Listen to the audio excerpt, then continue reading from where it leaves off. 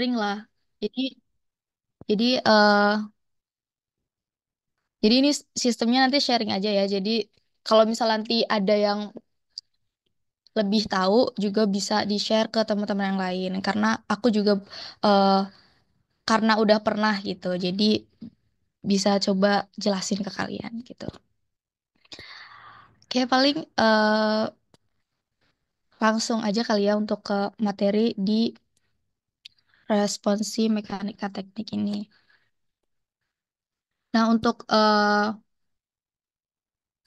mekanika teknik pertama itu jadi mekanika teknik itu merupakan ilmu yang mempelajari gimana sih si benda itu ketika dikasih gaya dari luar, efeknya tuh kayak gimana, akibatnya gitu, si respon dari benda itu. Jadi makanya kita mempelajari dari mekanika teknik. Dan mekanika teknik ini sebenarnya turunan dari fisika. Kalau misal kalian lihat dari rumus-rumusnya atau materi-materinya itu udah pernah dipelajari sebelum-sebelumnya di matematika. Cuma fisika, sorry, fisika dan eh dari materi-materi itu emang yang lebih bersinggungan dengan geologi. Kayak misal sebenarnya dari yang kalian udah pelajari faktor-faktor itu kan faktor dari gaya itu kan eh, sangat erat kaitannya dengan sistem tegasan kan, dengan tektonika, yang mana tektonika ini bisa mempengaruhi ke entah struktur geologi, lipatan, sesar dan sebagainya macamnya, juga bencana-bencana kayak longsor gitu. Itu kan juga bisa disebabkan dari tektonik gitu. Dan untuk materi ini juga aku juga ngambil dari PPT dosen-dosen kalian. Jadi kalau misal untuk lebih lengkapnya lagi bisa baca-baca lagi, cuma baca lagi di PPT kalian. Dan di sini aku paling rangkum yang menurut aku kayaknya perlu dibahas lebih gitu. Dan untuk mekanik ini tuh membahasnya tiga ini, rigid, deformable bodies, dan fluida. Jadi rigid itu material yang kuat, yang kaku, sedangkan deformable itu yang lebih lunak, lebih gampang terdeformasi, dan ada fluida. Fluida juga gitu. Fluida biasanya entah air, magma gitu. Dan untuk yang rigid juga ada statistik dan dinamik. Nah, paling untuk kayak pendahuluan, kayak mungkin dasar-dasar fisika atau pengertiannya bisa kalian pelajari sendiri gitu. Di sini aku langsung ke unit atau satuan. Ini satuan kan kalian pasti udah tahu ya kalau misal dari massa panjang itu semuanya punya satuan dan ada konversinya masing-masing juga kayak misal ini Newton. Newton itu kilogram meter per second kuadrat kayak gitu. Di sini dari awal aku cuma mau ngingetin kalau misal kalian ngerjain soal entah UTS besok gitu atau ngerjain soal lainnya kan di mekanika teknik ini banyak perhitungannya ya. Jangan lupa buat ngasih satuannya jangan sampai lupa. Karena satuan kan penting ya kalau misal dari misal nilainya 6 ton, tapi kalian cuma nulis 6. Bisa aja kan kalau misal 6 gram sama 6 ton itu sangat jauh berbeda gitu. Dan dosen juga kebanyakan ini sih ngelihat ngelihat satuan juga bisa kalian nilainya kekurang gitu. Tuh, terus untuk selanjutnya itu di fisika ada besaran. Besaran itu ada dua. Yang pertama itu besaran skalar dan yang kedua besaran vektor. Nah, kalau untuk besaran skalar ini hanya memiliki nilai dan satuan kayak massa, waktu, suhu, dan sebagainya macamnya. Sedangkan besaran vektor ini selain memiliki nilai dan satuan juga punya arah gitu. Contohnya kecepatan, percepatan, gaya, momentum.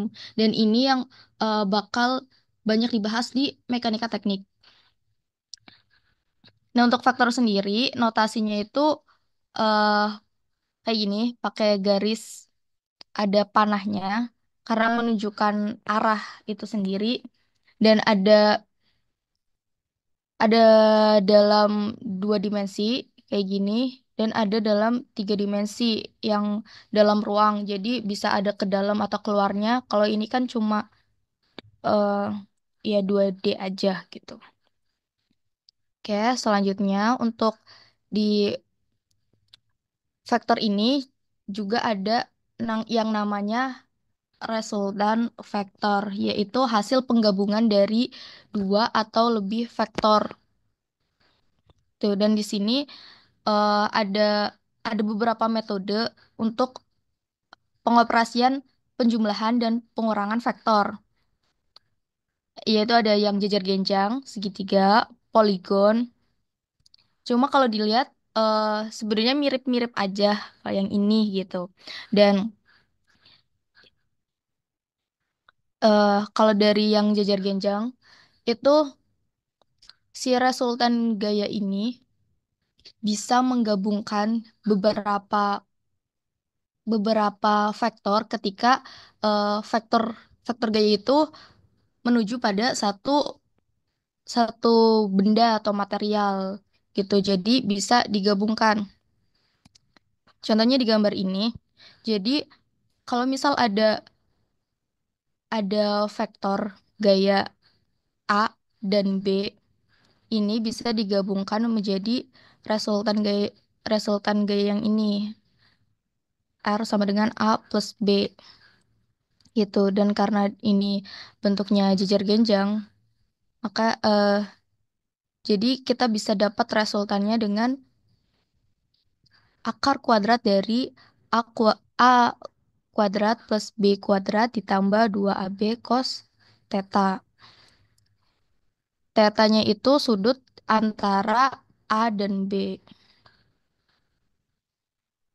Tuh, dan kalau misal salah satunya gayanya, contoh yang ini yang B-nya ke bawah, berarti dia dikurangi karena arahnya berbeda gitu. Sebenarnya ini yang segitiga juga mirip, cuma terlihat lebih sederhana aja kalau menurut aku ya. Oke, lanjut untuk di sini ada vektor pada bidang datar. Jadi yang pertama itu ada yang dua dimensi. Jadi faktornya itu si gayanya ini bisa bisa sebenarnya lebih dari dua, cuma ya udah di dua dimensi aja. Jadi kita lihatnya lebih gampang gitu. Kayak misal contoh di sini, ini ada gaya F. Kita bisa proyeksikan gaya F ini ke X maupun Y dengan prinsip sin kostan. Jadi ketika F ini mau diproyeksikan ke Fx, jadi F cos alfa. Nah, kalau jadi diproyeksikan ke F ya, jadi F sin alfa gitu. Lagi sambil kita lihat contoh yang sorry, dari sini aja. Nah,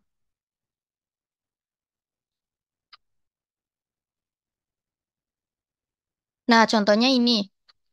Ini tuh dua dimensi. Jadi ada contoh nih soal soal kayak gini. Jadi si gayanya itu ada tiga.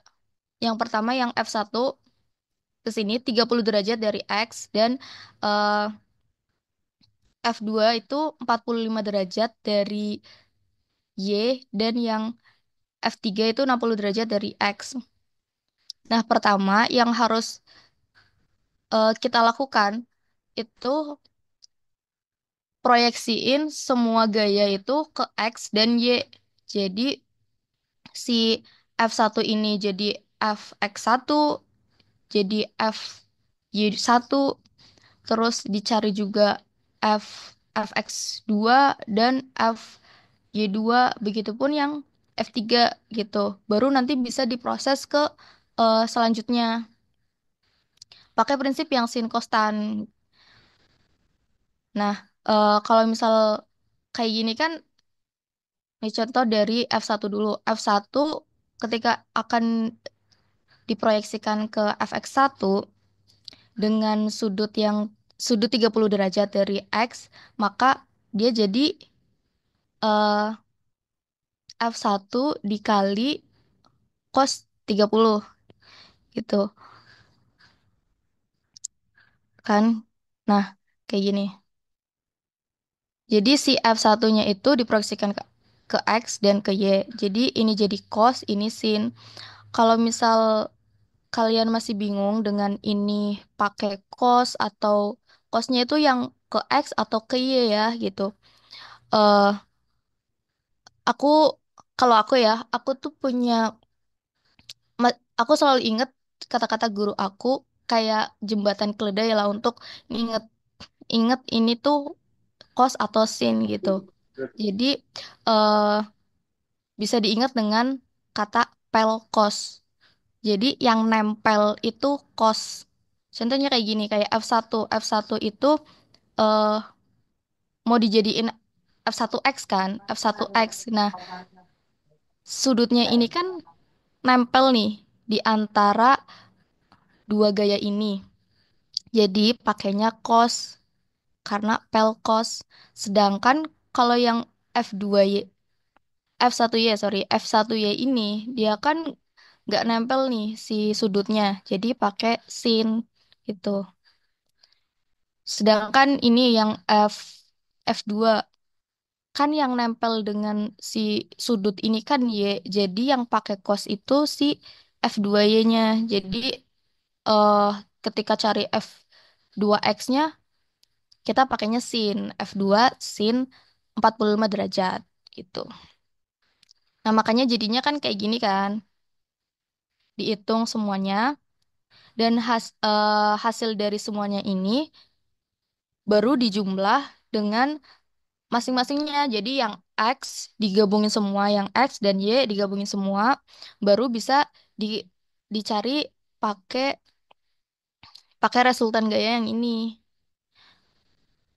Kalau misal kalau misal kalian lihat, ini juga kan eh, kan kalau misal Kartesius kan ini persegi ya. Jadi bisa langsung pakai teori trigonometri itu. Pakainya akar penarikan akar pangkat 2 dari fx kuadrat ditambah fy kuadrat. Jadi nilainya segitu. Nah, selanjutnya buat gaya vektor gaya dalam ruang. Jadi tadi kan dua dimensi. Selanjutnya ada yang tiga dimensi.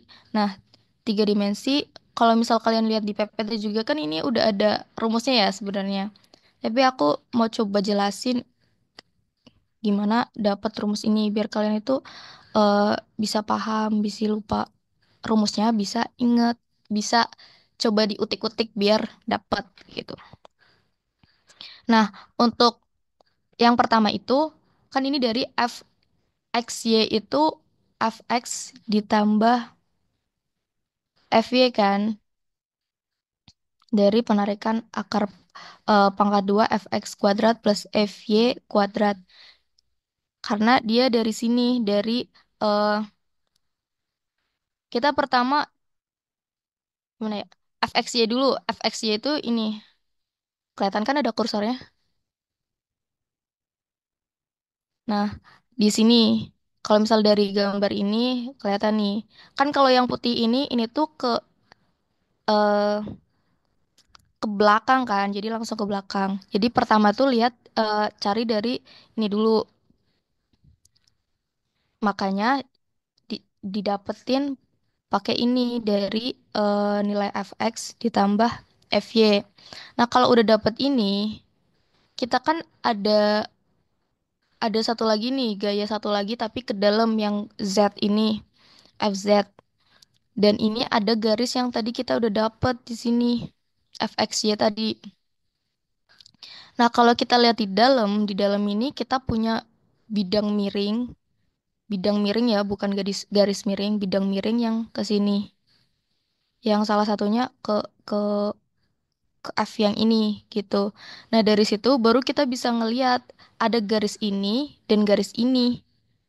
Kalau misal kita keluarin kotaknya, terus kita bisa bikin resultan gayanya lagi di jadi garis F ini. Kan tadi dari garis fxy ya. Jadi dari fxy ditambah fz dengan eh, penarikan akar pangkat 2 dari ini. Jadi dapatlah ini gitu.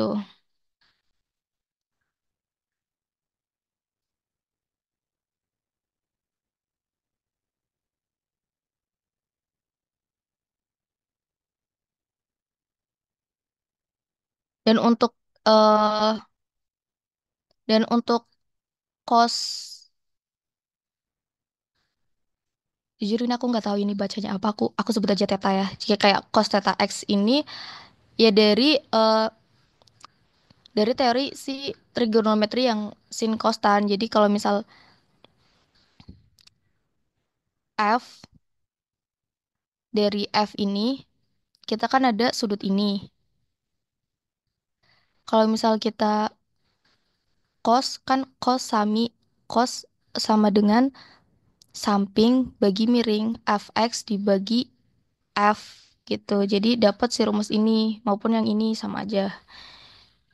Dan untuk ngedapetin si ini juga kenapa satu? Karena kalau misal eh kita masuk ini cos kuadrat theta x cos kuadrat theta y ini pakai yang fx per f dimasukin. Kalau kalau nanti kalian coba kerjain itu nanti pasti hasilnya satu karena nanti bisa dicoret-coret. Tuh. Contoh, kita lihat contoh lagi. Sorry salah.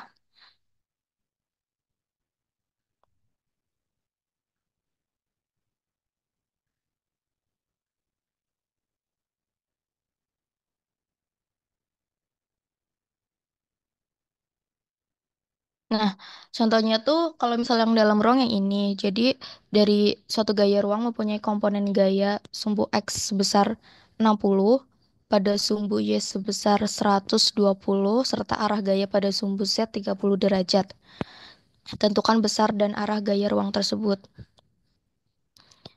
Nah, karena eh dari yang tadi itu udah kita dapat rumus-rumusnya, bisa pakai yang ini cos kuadrat theta x ditambah cos kuadrat theta y ditambah cos kuadrat theta z sama dengan satu.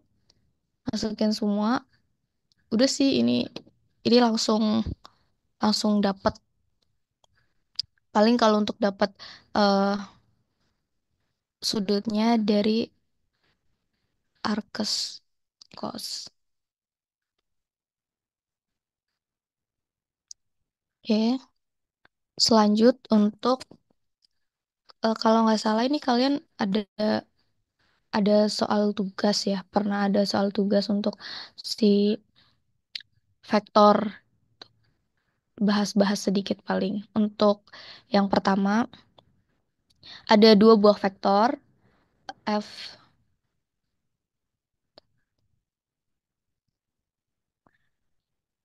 f1 dan f2 masing-masing 12 satuan dan 12 satuan. Kedua vektor tersebut membentuk sudut 120 derajat.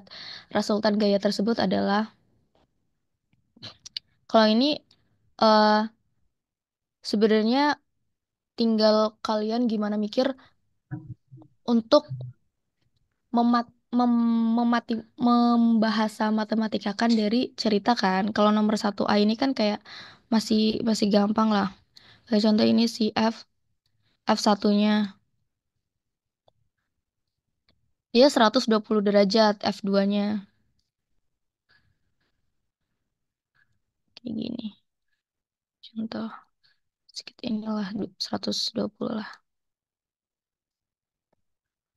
Ya udah karena tadi kita udah tahu yang cara jajar genjang, kita bisa dapat si resultan gayanya sini, si resultan gaya.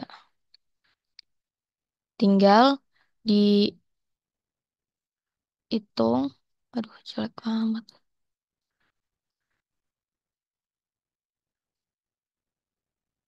pakai rumus ini.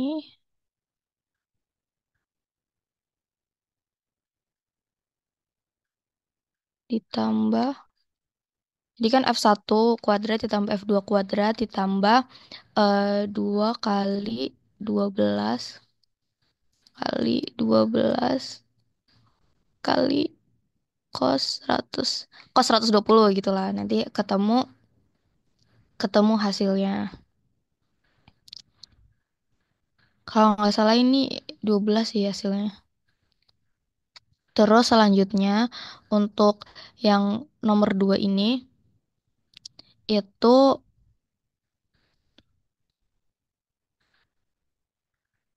nah kita bikin Kartesius dulu karena di situ ada nyebutin sumbu X positif gitu.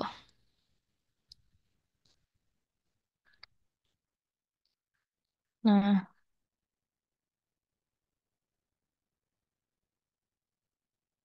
F1 itu berimpit dengan sumbu X. Ini kan sumbu X, ini Y. Berimpit tuh berarti dia di sini. Ini F1. Sedangkan F2 ini 120 derajat terhadap F1. Segini kan 90 derajat ya. Jadi 120 udah pasti ngelebihin dari ini. Jadi pasti dia di sebelah sini. F2. Nah, tadi kan 120 ya. 120 ini kalau misal kita ambil ininya doang, jadi 120 dikurangi 90 jadi 30. Terus yang ketiga itu mana sih? 240 terhadap F1. F1 di sini segini 90, segini 180. Nah, kalau segini kan 270. Sedangkan itu 240. Jadi di antara ini dan ini. Ini. Duh, kurang lebih lah ya. Untuk sudut di sini itu berarti 240 dikurangi 180. Jadi 60.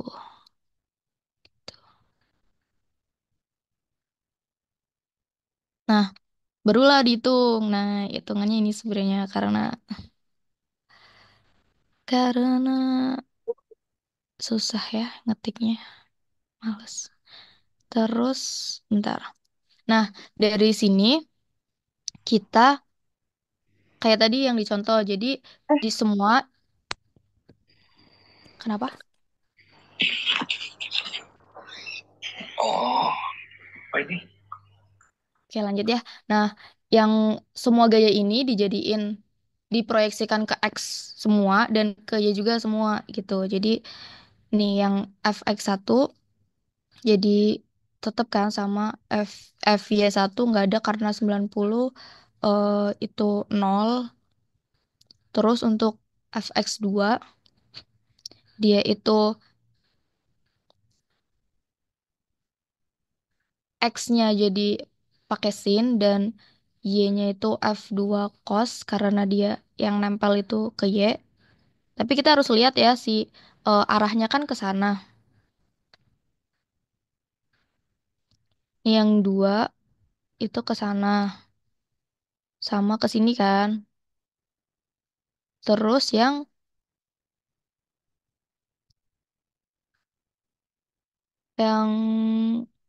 tiga itu ke sini sama ke sini. Makanya untuk penjumlahannya itu nggak bisa dijumlahin semua karena kalau misal faktor ini kan selain nilai dan satuan juga ada arah. Kita harus memperhatikan itu. Jadi si F1 dikurangi F2 dikurangi F3 karena berlawanan arah dan FY-nya itu F F2 dikurangi F3 karena berlawanan arah dan F1-nya kan nggak ada. Baru nanti hasilnya itu dihitung resultan gayanya. Tuh. Terus untuk selanjutnya, nah ini kalau untuk perkalian, eh, kan perkalian faktor itu ada dot product dan cross product gitu. Kalau dot product, setahu aku kalau misal dia nggak ada sudutnya kayak gini, eh, tinggal dikaliin kayak dari dua jadi A di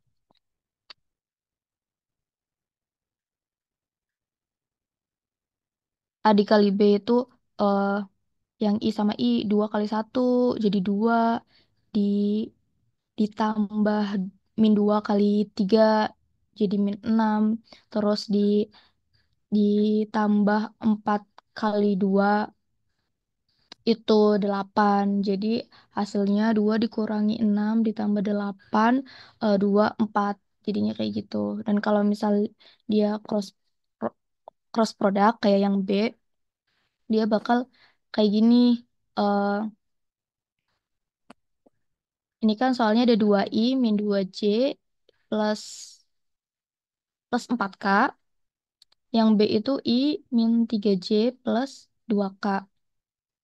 Di cross productin jadi biar lebih gampang IJ-nya dikasih ke sini juga.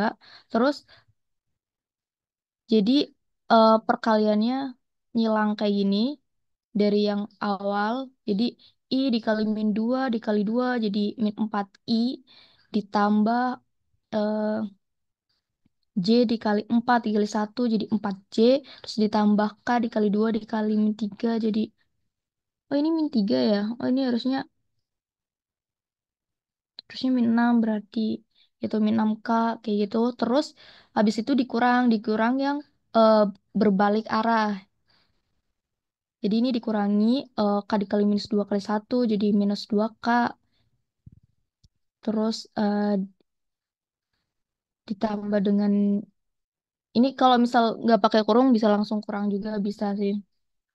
Dengan ini dikaliin juga dan ini dikaliin baru nanti dikumpulkan sesuai abjadnya jadi I sama I, J sampai J, K sampai K.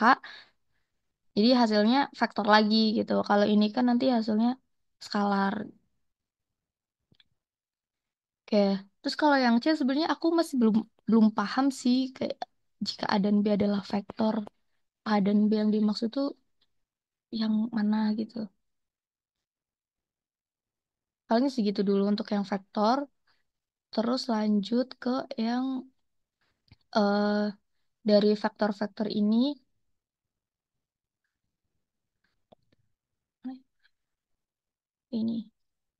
Dari vektor-vektor ini kan untuk kan berpengaruh pada sistem tegasan ya. Nah, ini aku lanjut ke pakai PPT dosen dan yang yang pertama itu kita harus tahu apa itu tegasan dan stres atau stres. Jadi stres itu gaya yang bekerja pada suatu material. Di sini kita di batuan ya yang bakar bakal mempengaruhi dari eh, material tersebut gitu. Dan stres ini juga dibagi jadi dua, ada normal stres dan shear stress. Normal stres itu tegasan yang berarah tegak lurus terhadap suatu bidang gitu. Eh, dan kalau shear stress itu yang arahnya sejajar dari bidang tersebut. Nah, untuk normal stres ini dibagi jadi dua juga.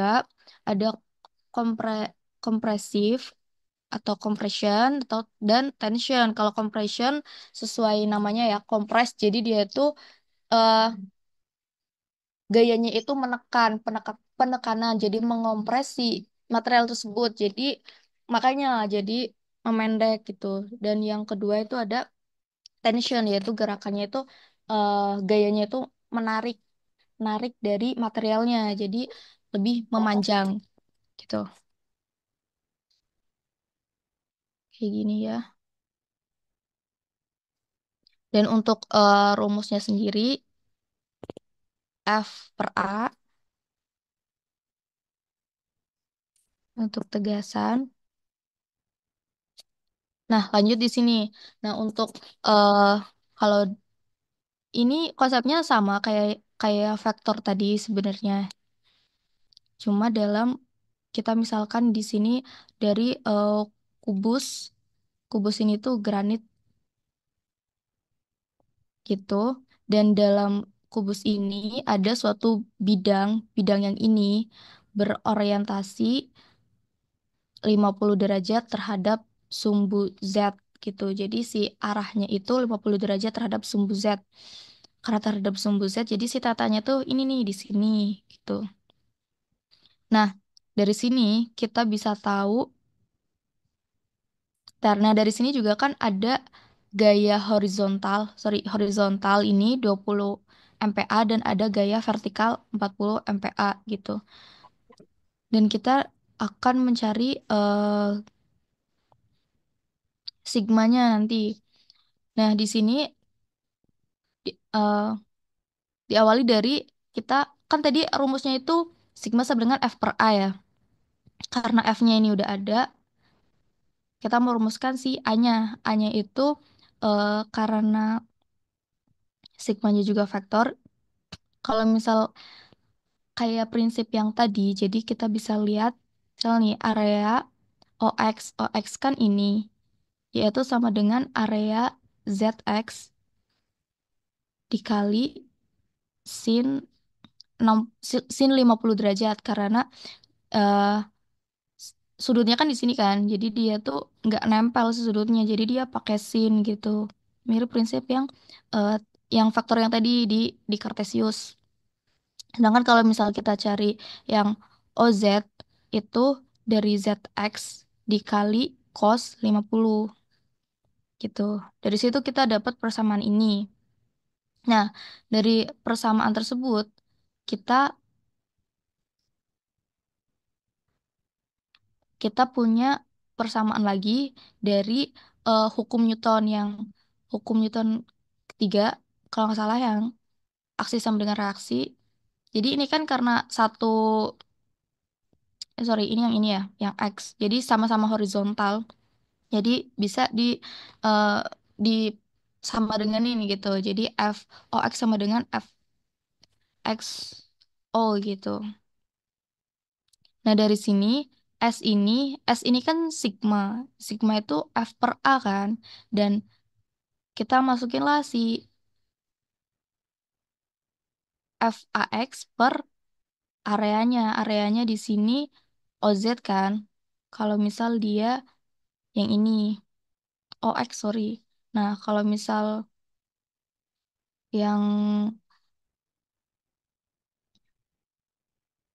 yang XO ini berarti sigma X dikali area ZX. Gitu. Dari sini kita punya persamaan ini, baru dimasukin ke persamaan ini. Jadi kita bisa dapetin sigma X itu sekian. Nah, dari sini kita juga cari yang F horizon vertikalnya, sorry, dari OZ dan ZO-nya. Sama kayak tadi, karena S sigma sama dengan F per A, jadi F itu sigma dikali area, dimasukin ke persamaannya, dapat sih sigma ini. Nah, dari hasil kedua itu kita bisa kita bisa eh, buat resultan gayanya. Kalau misal resultan gayanya ini pakai prinsip yang tadi yang jejer genjang itu. Jadi ini bisa ke sini dan dapatlah si sigma XZ ini. Dan untuk dapat dapat sudutnya pakai arkes sin karena dia tuh karena kita carinya sudut yang ini jadi pakainya sin depan nih kan ini gimana ya sin demi depan kan sudutnya ini depan bagi miring. Depannya ini sigma X dibagi sigma XZ gitu. Jadilah hasilnya ini. Nah, jadi si sigma XZ ini merupakan stress vector atau transient yang dihasilkan oleh stres vertikal 40 MPa dan stres horizontal 20 MPa yang pada bidang 50 derajat dari Z tadi gitu.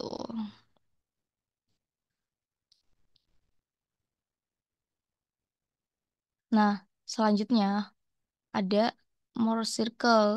Mohr circle ini sering banget dibahas kayak nggak cuma mekanika teknik bahkan kayak geologi struktur juga bahas ini kan. Dan nanti-nanti pun bakal di di dipelajari lah, dibahas-bahas terus sih, bakal pasti tuh. Dan aku juga mau coba jelasin sedikit tentang ini kenapa bisa kayak gini gitu ya. Karena emang jujur pertama lihat juga nggak paham gitu ini kenapa kayak gini gitu. Nah, dari sini kan eh misal nih ini tuh ada bidang. Nah, bidang ini terkena gaya sigma ini. Dan kalau misal di dalam bidang apapun dan ada benda, pastikan ada sigma N, yaitu normal stress, dan ada shear stress, kayak yang bekerja searah, dan ini tegak lurus dengan bidangnya, gitu kan. Kalau misal digambarin, eh kan kayak gini. Terus, terus kenapa dia bisa jadi kayak gini? Gitu. Nah, aku coba jelasin di sini.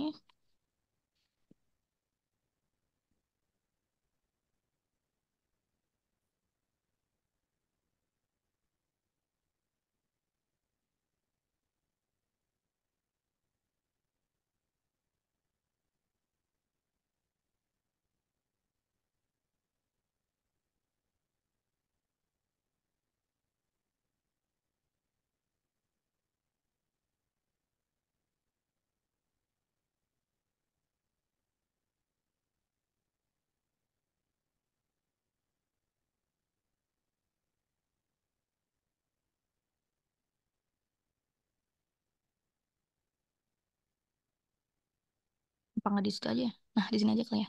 Nah, di sini kan eh, ada normal stress dan ada shear stress. Nah, ini ada sigma 1 dan sigma 3 yang mempengaruhi dari si bidang ini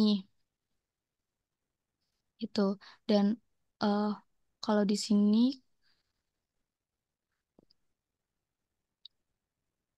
kita kan tahu kalau misal ada theta, theta itu dari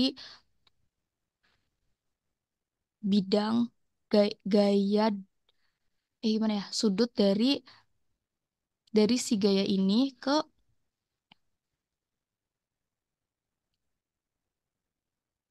bidangnya gitu. Bentar, bentar deh, bentar. Aku panjang-panjangin dulu.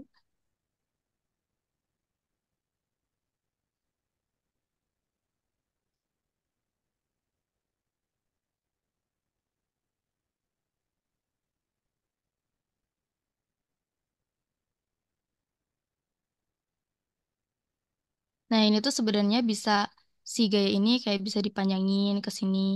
Ini anggap aja sejajar dan ini ke sini gitu. Dan untuk eh, gaya yang bekerjanya kan awalnya tuh kalau misal nggak ada gaya ini, normalnya tuh ya kayak gini. Gayanya itu dari gaya normal dan eh, shear stress aja gitu. Tapi karena ada si gaya gaya sigma 1 dan sigma 3 di mana sigma 1 lebih lebih besar kan pasti. Jadi terpengaruh lah si bidang itu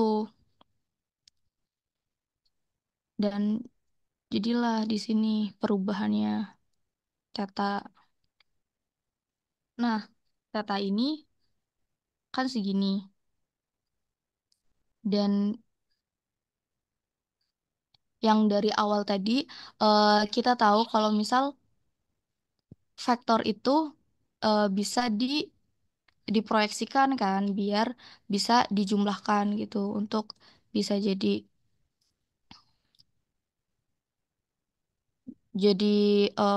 fx ataupun fy gitu. Aduh, nah, kayak gini lah kurang lebih. Nah, biar kita bisa ngitung si sigmanya ini, kita juga sedangkan kita sebenarnya udah punya teta nih, cuma kan tetanya di sini. Nah, dari prinsip-prinsip matematika yang dulu-dulu kita bisa bisa dapet nih benernya kan. Kayak ini, kan ini bertolak belakang. Jadi ini tuh sama sama teta. Dan ini juga kan sama kayak ini. Jadi ini teta dan ini sama nih teta karena ini bertolak belakang dengan yang ini gitu.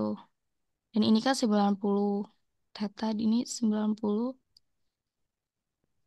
minus teta. Jadi ini juga karena ini tegak lurus jadi 90 minus teta dan ini jadi tetanya di sini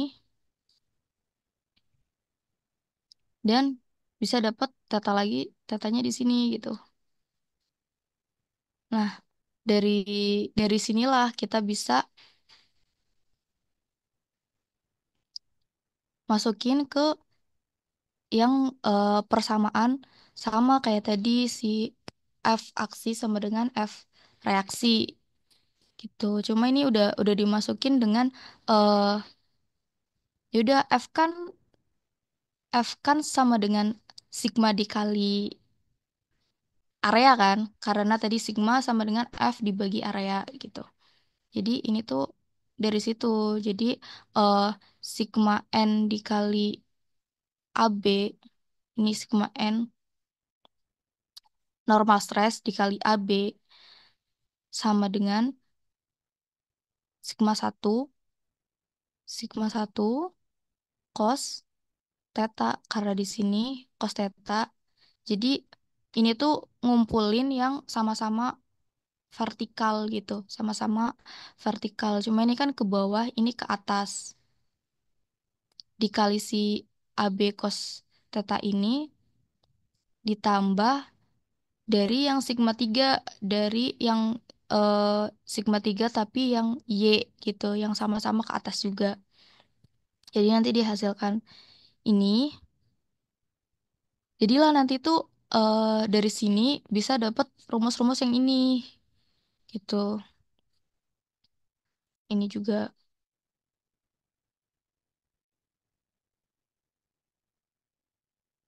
Nah, selanjutnya untuk more circle yang bentuknya kayak gini. Nah, nah kalau misal aduh sorry kalau misal bolak-balik. Nah, pokoknya kalau misal nanti kalau penasaran dengan yang ini coba-coba sendiri aja. Terus untuk selanjutnya kan more circle juga lebih kayak gini lah more circle tuh yang sering kita lihat tuh dan sebenarnya di soal-soal seringnya yang kayak gini kan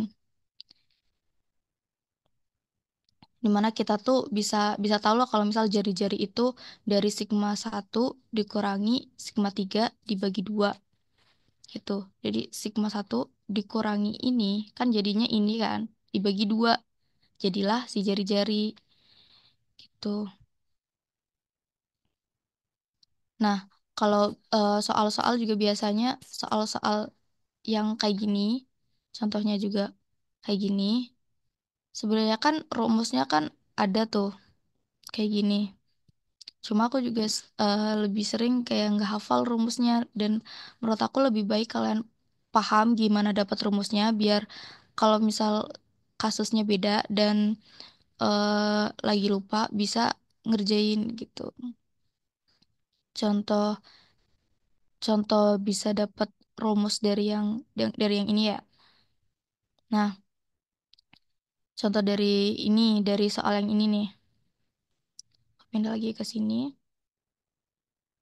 Jadi di sini kan ada sigma 1 itu 45 MPa dan sigma 3 itu 15 MPa dengan eh, normal. Oh, kita disuruh ngitung normal stress dan shear stress jika bidangnya itu bersudut 25 derajat terhadap sigma 1 gitu. Jadi pertama, kalian itu kalau bikin Morse circle itu dari buat sigma 3 dan sigma satunya dulu. Kalau misal soalnya kayak gini ya, kayak sigma tiganya tadi kan udah ada kan. Terus kita bikin eh lingkarannya, dapat dari sigma 3 dan sigma satu kita juga bisa dapat eh, titik pusatnya dengan cara sigma satu ditambah sigma 3 dibagi 2 itu kita dapat di sini titik pusat. Terus untuk ngegambar si garis ini tadi kan berapa 25 derajat ya terhadap sigma satu 25 derajat.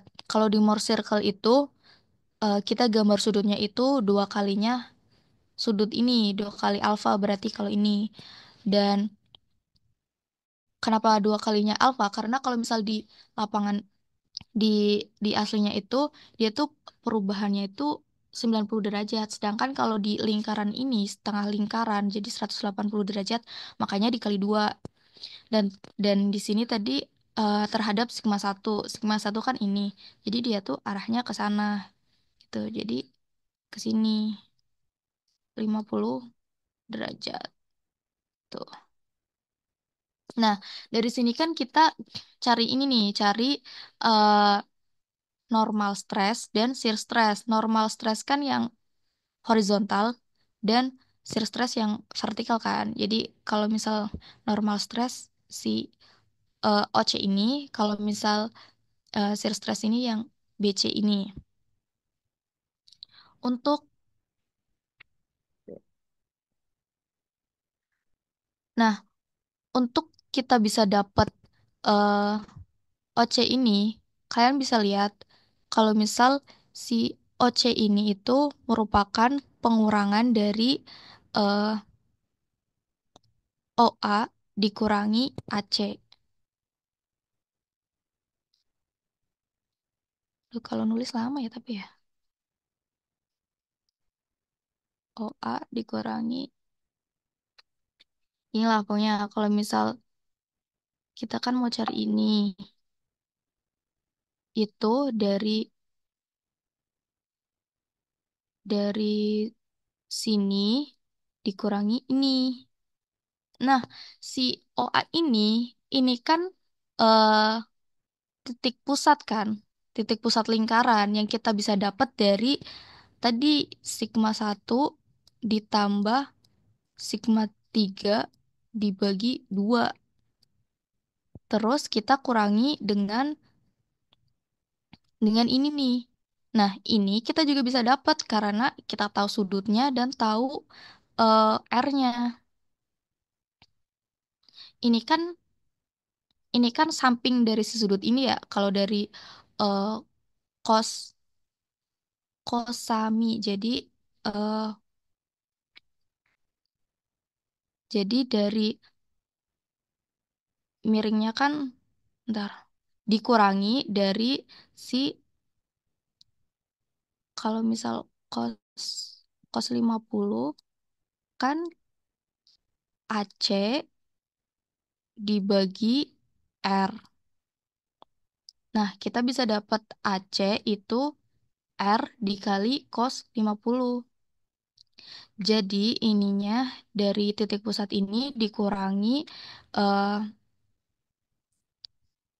berapa tadi? R dikali cos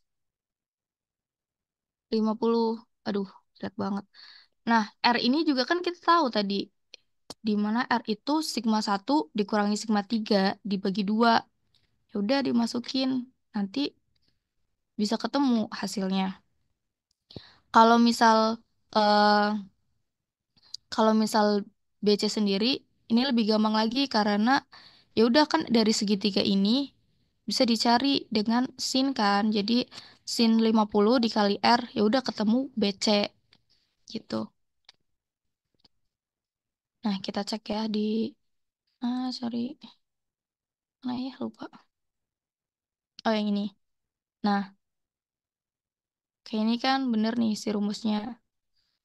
Dikurangi sigma 1 plus sigma 3 dibagi 2 dikurangi sigma 1 dikurangi sigma 3 dibagi 2 eh cos sekian gitu. Soalnya kalau misal kalian ngafal takutnya salah rumus.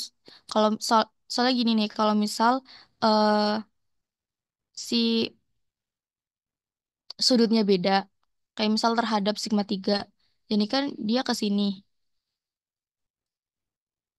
Jadi dia kan ke sini. Otomatis dia bukan dikurangi kan? Bukan ini dikurangi ini, tapi harus ditambah sama ini. Gitu. Kayak gitu sih paling. Nah, buat more circle udah. Terus eh lanjut yang terakhir deformasi.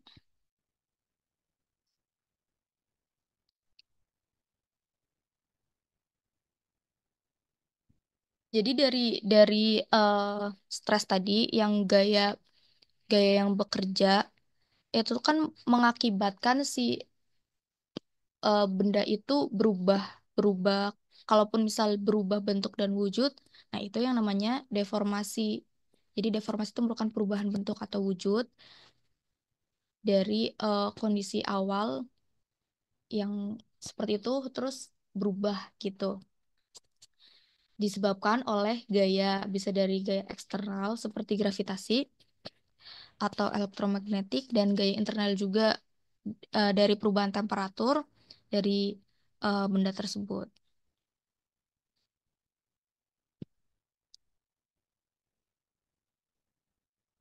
Oke, nah di sini juga kayak tadi yang stres itu ada dua, tegasan normal dan tegasan geser, normal stres dan shear stress. Tegasan normal ada kompresional dan tension tuh. Nah, penggambarannya kayak gini kan. Kalau misal eh, kompresional dia memendek karena dia tuh ditekan. Kalau misal tension itu ditarik jadi memanjang. Tuh. Contohnya itu kalau misal eh, kompresional itu collision. Collision itu eh, pertemuan dua lempeng kontinen atau benua itu membentuk pegunungan. Bisa juga kompresi dari batuan sedimen. Contohnya collision kayak gini dan ini compression. Kemudian ada tension. Tension itu contohnya divergen antara dua lempeng tektonik atau rifting ya. Tuh. Terus, nah shear stress ini eh, contohnya di ketika si eh, batas lempeng itu transform. Jadi dia tuh berpapasan, saling bergesekan. Jadi eh, benda di tengahnya tuh kan ada yang geser ke sana dan ke sini karena dia tuh berlawanan gitu. Jadi makanya bentuknya bisa akan seperti ini gitu.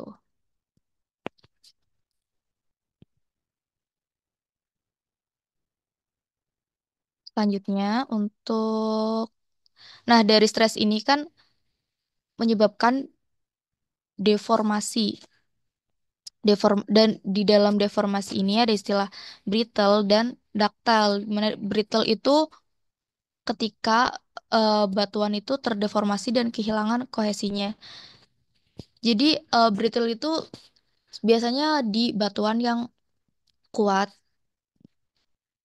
dan biasa karena batuan itu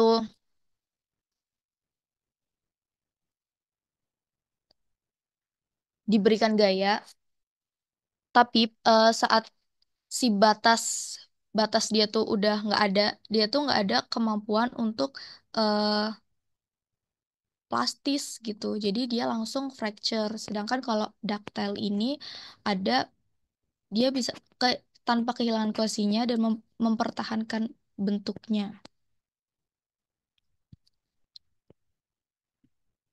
Nih contohnya kayak gini, kalau misal brittle itu dia udah fracture, sedangkan ductile ini kayak contohnya kayak lipatan kayak gini. Jadi dia belum fracture, tapi bentuknya ini berubah. Dan ini gabungan dari ductile dan brittle. Contohnya. Nah, di sini kalau misal ada material batuan, batuan yang brittle, batuan yang brittle terkena compression, dia tuh bisa terjadi reverse fault atau sesar normal. Karena eh, batuannya ini kan gampang gampang untuk pecah kan, fracture ketika dikompres, ditekan, ya udah jadi sesar naik gitu. Sedangkan kalau misal dia terkena tension, penarikan di batuan yang brittle, bisa terjadi normal fault. Karena normal fault kan dia kayak jatuh kan karena terkena gravitasi, terpengaruh gravitasi juga. Jadi ketika ditarik ya udah jatuh gitu. Tapi ketika compression di ductile itu bisa jadi fault, lapi, la, lipatan, sorry. Dan ketika tension di ductile itu bisa jadi bondings, jadi kayak kayak kayak gini, udah retak-retak dan misah-misah gitu. Dan kan di shear ketika dapet shear stress di brittle bisa jadi reverse fault juga. Nah, kemudian ada strain. Kalau stress dan strain itu kayak nggak bisa dipisahin, dan strain ini ya, strain ini sebenarnya akibat dari stres atau gaya yang bekerja pada benda atau material itu gitu, sehingga menyebabkan terjadinya perubahan atau deformasi. Dan di strain ini, di strain ini ada juga eh, berbeda-beda perubahannya. Ada yang translation, jadi cuma pindah tempat aja, atau bisa juga rotation. Jadi pindahnya itu dia memutar, rotasi gitu. Ini tuh di batuan yang rigid atau dia tuh yang batuan yang kuat. Sedangkan untuk non rigid atau yang dia lebih lunak, dia bisa juga sampai dilatation atau berubah volume juga gitu. Terus ini ada strain, ada homogenus dan heterogenus. Sesuai namanya, kalau homo ya udah berarti deformasinya itu sama gitu untuk semuanya. Kalau misal hetero berarti beda-beda, dipengaruhi oleh hal-hal lain gitu.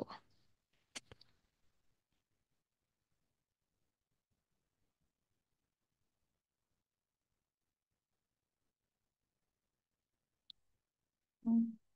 Nah, ini nih stress dan strain diagram ini juga biasanya sering sering jadi soal sih, cuma nggak tahu juga buat UTS besok kayak gini. Jadi ada diagram diagram dari stress dan strain. Ini tuh em, menandakan strain, dan yang di sini tuh menandakan stress. Nah, kalau misal kalian lihat di sini, ini tuh ada warna hijau, merah, dan kuning. Ini juga menandakan si batuannya nih. Dan garis, jadi kalau misal dilihat dari sini, si garis yang lurus ini, atau garis putus-putus, ini merupakan zona elastis. Jadi si deformasinya itu masih elastis, di mana elastis itu eh, materialnya bisa kembali ke bentuk semula gitu. Dan ada setelah itu, setelah itu si material itu punya batasan elastis. Nah, di batasan elastis ini eh, ketika batuannya cenderung lunak seperti yang C ini, dia masih bisa terdeformasi plastis. Jadi dia belum pecah tapi masih ter terdeformasi, tapi tidak bisa kembali ke semula lagi gitu. Tapi eh, beda lagi ke di batuan yang B. Dia ketika sudah sampai batasnya dia langsung fracture. Sebenarnya ini biasanya di batuan yang getas. Dia tidak selunak itu, tapi dia tidak sekuat itu juga, jadi langsung pecah. Sedangkan untuk batuan yang A, dia tuh lebih kuat. Sebenarnya kalian bisa ngelihat lebih kuatnya kan karena dari ini nih, dari stres dan strainnya ya. Ketika stresnya naik, strainnya ini dia perubahannya tuh dikit-dikit gitu. Berarti emang batuannya tuh kuat. Jadi perubahannya tuh dia sedikit, tapi masih ada plastic deformationnya. Cuma sebentar terus pecah gitu. Ini nih paling istilah-istilah yang ada tadi. Jadi ada elastis, brittle, ductile, ada viscose dan plastis. Sebenarnya untuk ngapalin brittle dan ductile, aku lupa dosen siapa, cuma sempat nerangin menganalogikan kalau misal kayak kerupuk gitu. Kalau misal brittle itu kayak kerupuk yang masih renyah. Jadi eh, ketika dipotek dia langsung langsung patah kan karena masih renyah. Nah, kalau ductile itu kerupuk yang udah melempem gitu. Jadi eh, ketika mau dipotek ya karena udah melempem dia kayak masih rewat dulu kayak gitu. Baru lama baru bisa pecah atau fracture gitu.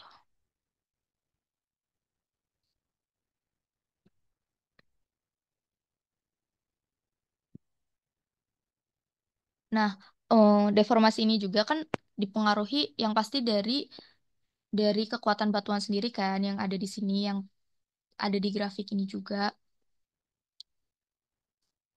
Tapi selain itu juga bisa dipengaruhi dengan komposisi, temperatur, atau juga tekanan. Jadi ketika misal apa ya, dia temperaturnya atau kelembapannya kering atau lembab atau basah, itu kan kondisi berbeda-beda bisa menghasilkan deformasi yang berbeda juga gitu.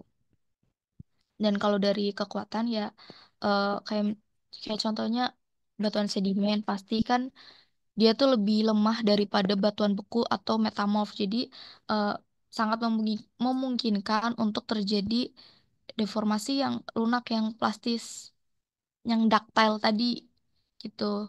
Kalau misal kita lihat juga kayak lipatan-lipatan kan di sedimen kan karena si batuannya lebih lunak gitu. Dan ini juga ada si sebenarnya mirip kayak grafik yang tadi, cuma penjelasan lebih kayak ada titik-titik inilah ini tuh area elastis, kesini udah plastis, dan ini ada ultimate tensile strength, dan ini ketika pecah gitu. Ini ada batas plastisitas gitu. Paling gitu aja. Ada yang mau ditanyain atau ada yang mungkin mau nambahin?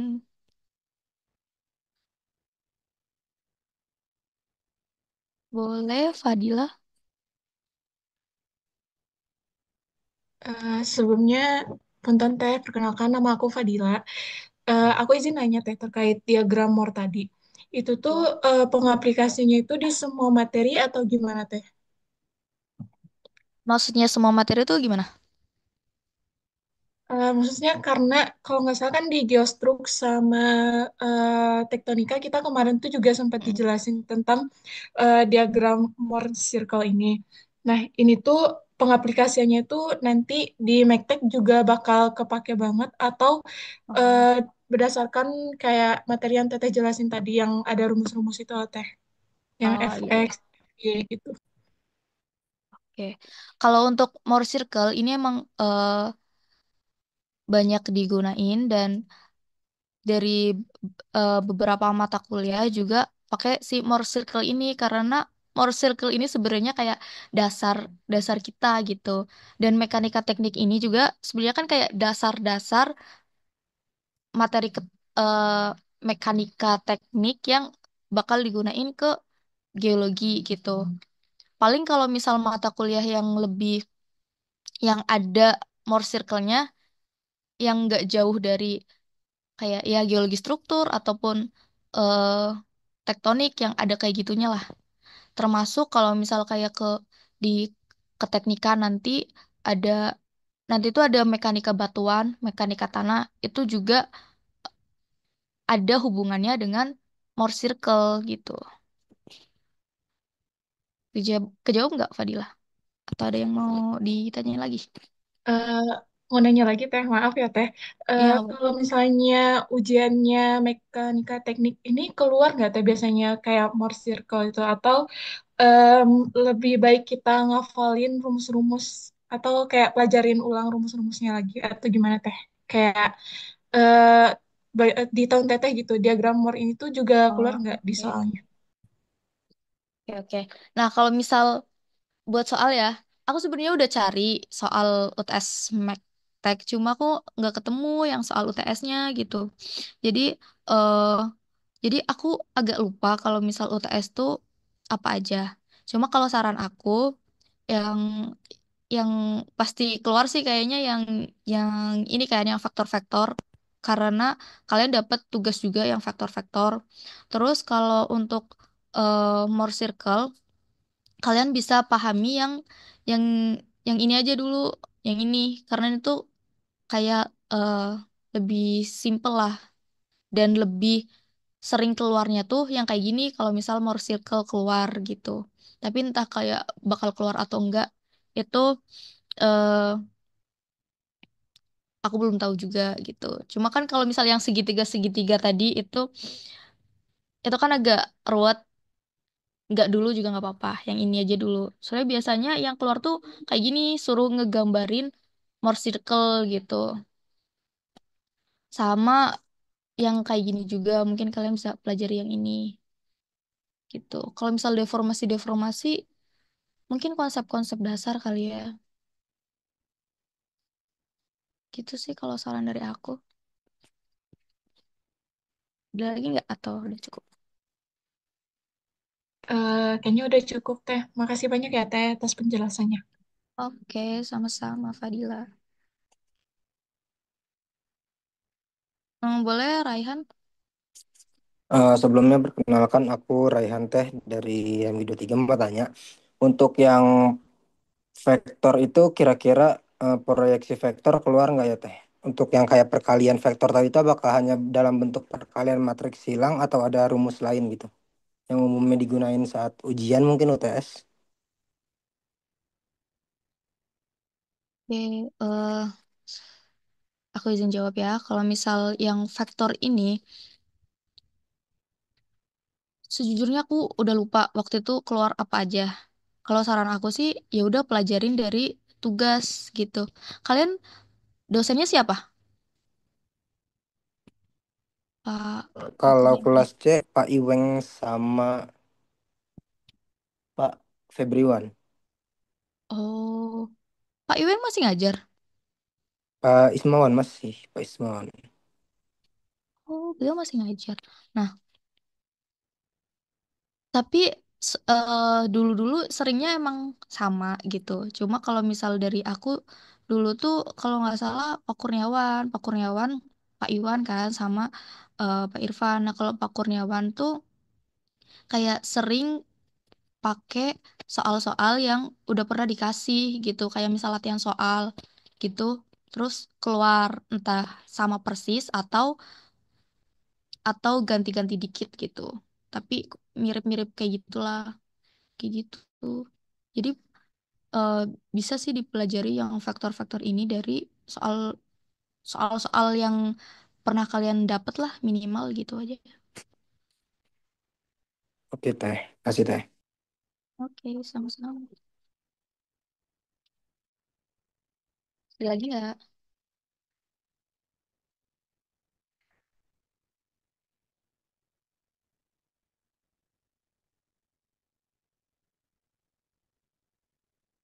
Punten teh, aku juga mau nanya.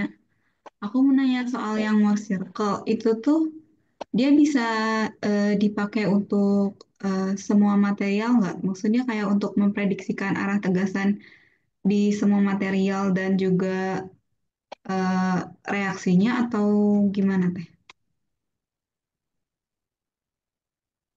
Hmm.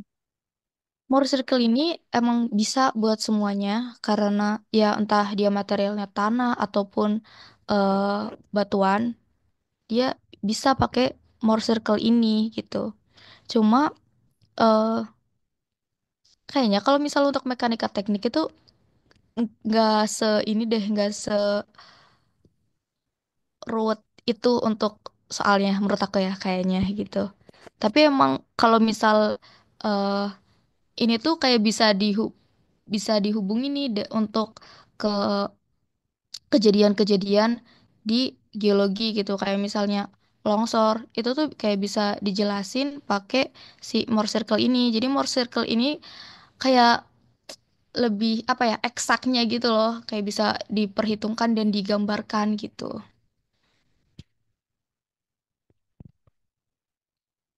Jadi kalau more circle di mekanika teknik itu lebih diaplikasikannya untuk eh, arah-arahnya gitu ya teh? Untuk Ya, gitunya. ya. Kalian emang kayak pernah dijelasin kayak dari Mohr circle terus ada rekahan-rekahan kekar gitu. Enggak kan? Kalau yang di mekanika teknik ini. Oh iya, kalau Itu kan mekanika teknik belum teh. mm, geologi struktur kalian udah. Geologi struktur ya, di geologi struktur. Geologi struktur kan baru yang kayak gitu kan. Iya Makasih paling teh. ya paling yang materinya aja sih kayak gini menurut aku ya.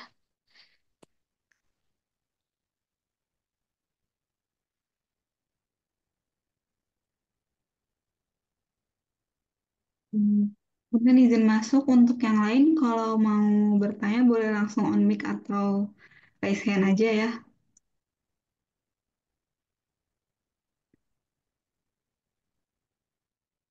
Tapi kalian UTS-nya boleh bawa kalkulator kan?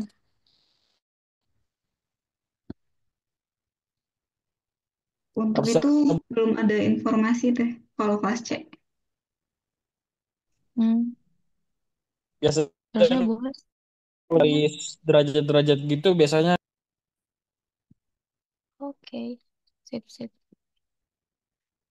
Ya soalnya agak susah juga ya kalau misal nggak ada kalkulatornya.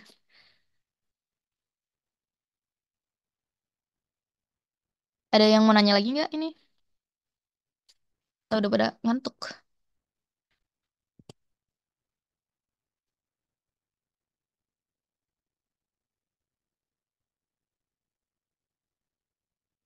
Fadila boleh mau nanya apa lagi? Teteh punten mau nanya lagi. Tadi tuh kan di awal kata Teteh itu dimention ya tentang apa satuan gitu. Nah, Ya. kira-kira di Medtech itu biasanya kayak ada pengurangan nilai juga nggak sih Teh kalau misalnya kita tuh salah masukin satuan gitu, atau ada yang kurang gitu satuannya, atau sama ini Teh, Teteh punya tipsnya lagi nggak? Misal kayak buat satuan itu betternya gimana cara kita tuh buat ngafalin gitu.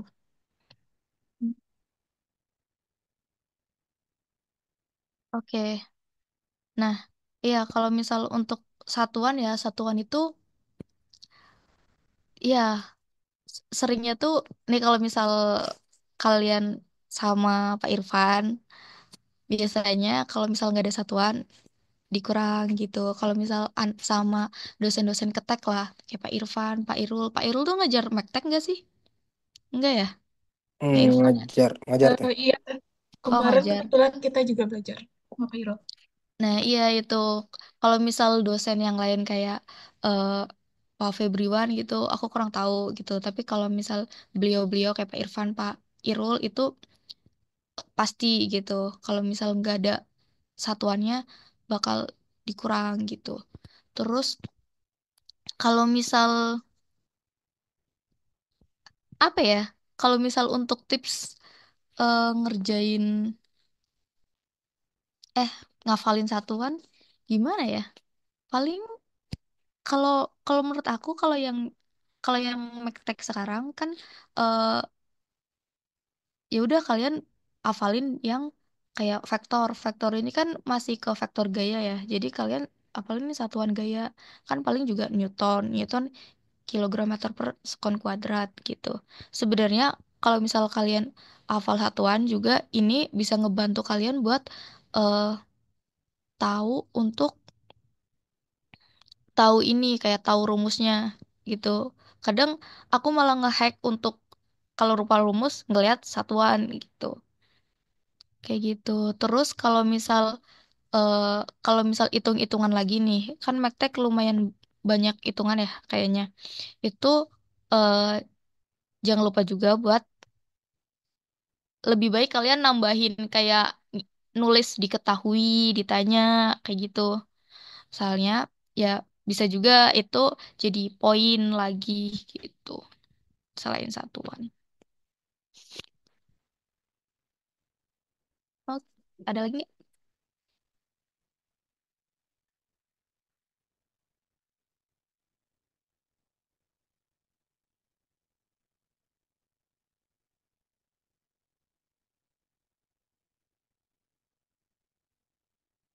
Kejawab nggak Fadila atau masih mau ada yang ditanyain?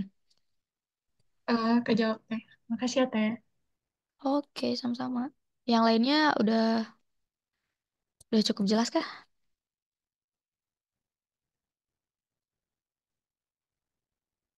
cukup bingung deh. Cukup bingung, aduh. Bingung sebelah mana, Noel? Yang si stres tadi yang bentuknya segitiga segi OB tadi itu masih agak bingung tadi. Ini ya, tapi ini jujur emang bingung sih. Bingungin. Kalau pasti penggunaan trigononya ngerti, cuma yang Mm-mm. tadi tuh ada yang mirip kayak gini, yang datang gayanya stresnya itu kan macam-macam ya, ada yang sigma 3 sigma satu. Nah, Lumayan. bingungnya itu nanti bakal ada soal kayak gitu tapi disuruh gambar juga nggak teh, soal segitiga gitu tapi disuruh gambar diagram Moore-nya, ada nggak kayak gitu-gitu? Atau cuma nyari apa, cari angkanya aja di normal stress sama si stress itu? Nah, biasanya tuh yang lebih sering keluar tuh yang kayak gini, kayak contoh soal kayak gini. Kayak gini. Jadi ya tetap digambarin si Mohr circle yang kayak gini. Sama dicari nilainya. Kalau misal yang ini kan sebenarnya kayak konsep awalnya kan. Konsep awal dia kenapa bisa dapet rumus kayak gini gitu. Kalau misal dilihat dari eh, bidangnya langsung kayak gini gitu. Cuma kalau misal emang soal disuruh suruh kayak ngejabarin persamaan ini emang jarang. Kayak kenapa bisa dapet rumus ini gitu, emang jarang gitu. Tapi nggak tahu juga ya kalau misal ada. Tapi emang lebih sering yang kayak gini. Tapi kalau yang kayak gini paham kan? Yang ini nih, Cukup, yang kayak cukup gini. paham, cukup paham. Nah iya, minimal yang inilah.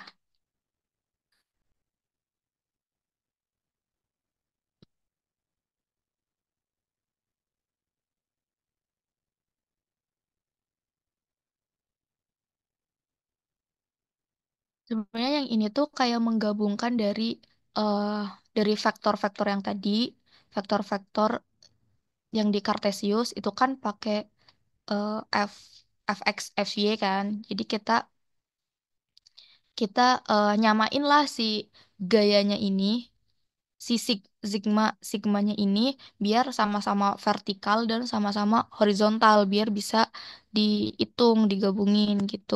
Makanya dia ada perhitungan kayak gini. Dan untuk menyamakannya pakai si eh, hukum Newton 3 yang F aksis sama dengan F reaksi. Itu. Nah, F kan sama dengan ini sigma dikali area gitu. Dan ya udah nanti kalau dihitung hasilnya kayak gini. Kalau misal itu masih masih pusing dan kayak masih banyak kejaran, ya udah yang penting paham yang ini dulu gitu, yang bentuk Mohr circle yang inilah.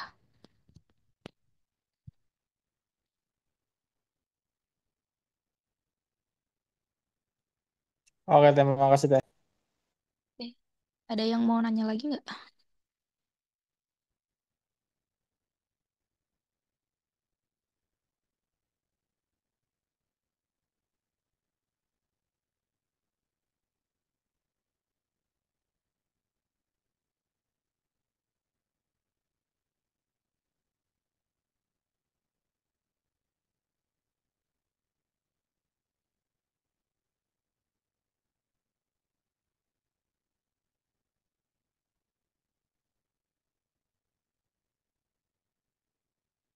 Ya aku tuh adanya soal UAS. Kalau soal UAS kayak gini. Cuma ini kan kalian belum ya. Kesetimbangan, kesetimbangan.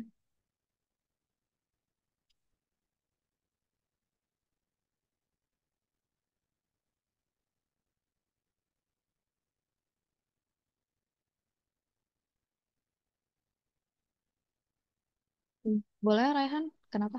Tapi Nanya. punten mau nanya lagi ya, izin nanya lagi. Berarti untuk yang vektor itu perkalian dot itu masuk ya teh? Kenapa, kenapa? Perkalian dot sama perkalian titik itu kemungkinan besar masuk ya teh di UTS. Iya, bisa jadi dot sama cross. Oh ya, dot sama cross. Iya, kalau cross yang harus disilang-silang kayak gini. Oke teh, makasih teh. Ya, sama-sama.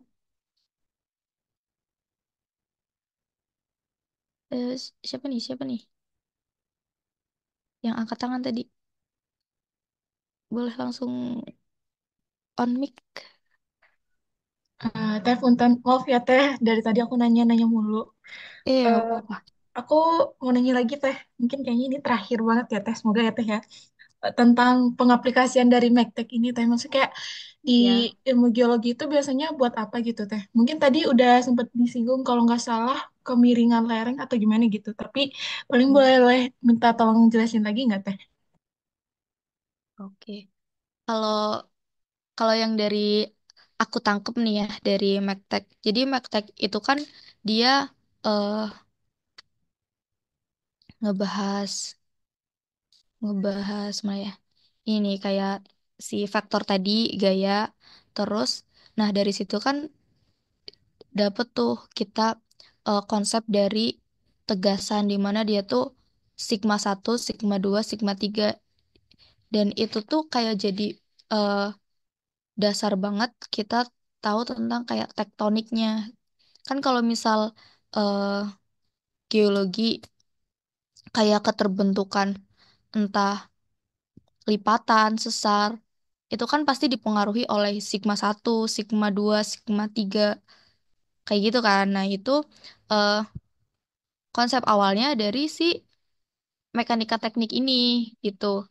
Dan dari selanjutnya itu kan ada kayak eh, momentum, torsi, kesetimbangan kayak gitu.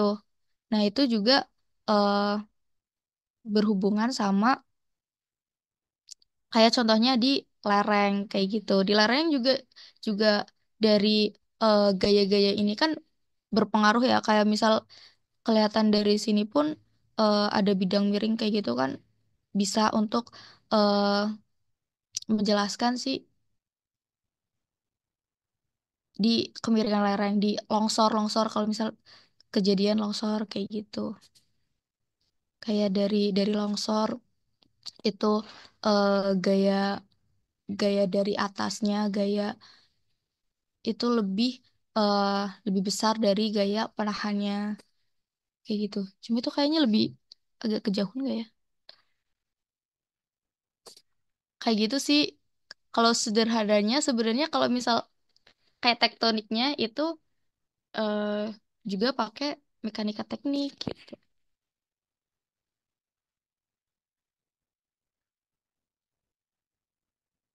Masih belum jelas ya atau gimana? Kayak di PPT tuh ada nggak ya?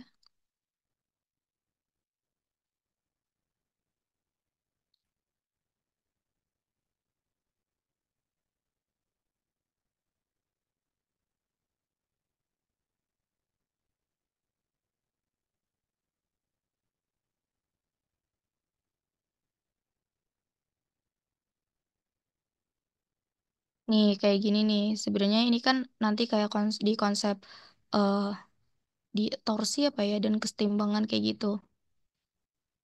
Kan ini berguna juga.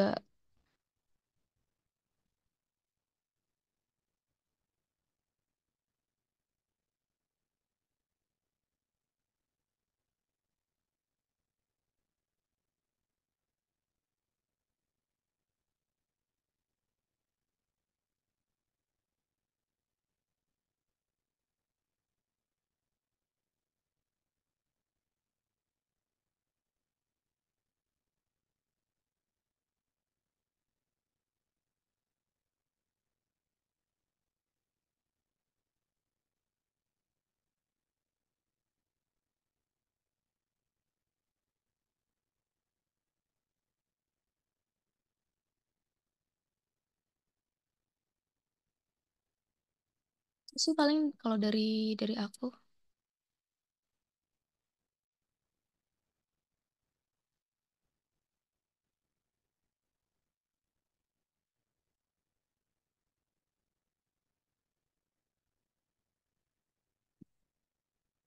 Oke, sama-sama.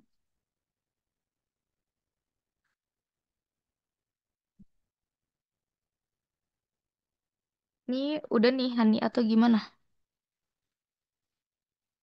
Kalau kalau yang bertanya eh, udah nggak ada lagi dan udah aman semua, paling dicukupkan aja teh. Oke, ini udah atau ada yang mau nanya lagi? Hitung sampai tiga. Satu, dua, tiga. Oke, udah ya. Terima kasih semuanya yang udah datang dan dari awal sampai akhir dan mendengarkan penjelasanku. Mungkin sorry kalau misal belibet atau gimana, apalagi ini udah malam, udah mulai nggak bisa lancar ngomongnya gitu. Dan semangat buat kalian yang mau UTS, semangat belajarnya. Setelah Lebaran langsung UTS. Ya, terima kasih. Assalamualaikum warahmatullahi wabarakatuh. Waalaikumsalam. Makasih Waalaikumsalam teh. warahmatullahi wabarakatuh. Sesi pematerian dan sesi tanya jawab sudah dilakukan. Sesi ini aku tutup dulu. Terima kasih kepada Teh Syafna karena sudah meluangkan waktunya dan juga sudah berbagi ilmu yang tentunya bermanfaat bagi kami semua mengenai mekanika teknik. Tadi ada vektor dan juga pengaplikasiannya dengan Morse circle, juga tegasan, arah tegasan, dan juga deformasi. Juga terima kasih kepada semuanya yang udah join Zoom. Semoga ilmunya bermanfaat dan kita semua dapat menghadapi ujian tengah semester dengan lancar.